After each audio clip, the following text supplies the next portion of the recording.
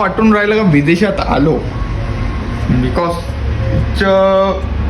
हे पाहून, ग्राउंड पाहून असं फील झालं का वेगळ्याच देशात आलो. असं वाटलंच नाही का श्रीलंकामध्ये हो, थोडंसं बी नाही वाटत. आणि तुम्हाला बी दाखवतो तो सीन. हे जे आहे आमचं हॉटेल आहे, हा रोड चालू आहे, ठीक आहे. आणि हे ग्राउंड पहा,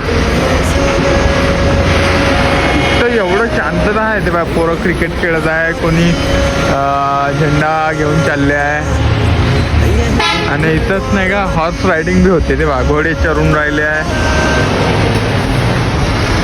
एवढं पीसफुल वाटत आहे इथं का सांगू, बहुत बढिया वाटून राहिला.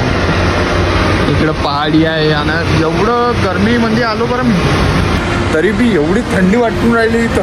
ते शर्ट पुरं गुंड्या लावून ठेवले.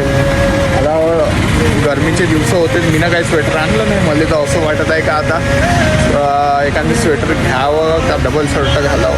एखादी घेऊनच घेतो आठवण म्हणून. चला, कसं वाटलं तुम्हाला सांगा आपल्या कमेंटच्या माध्यमातून. असेच ब्लॉग तुम्हाला भेटत राहत जाईन आपले. Keep support, keep enjoy. Bye.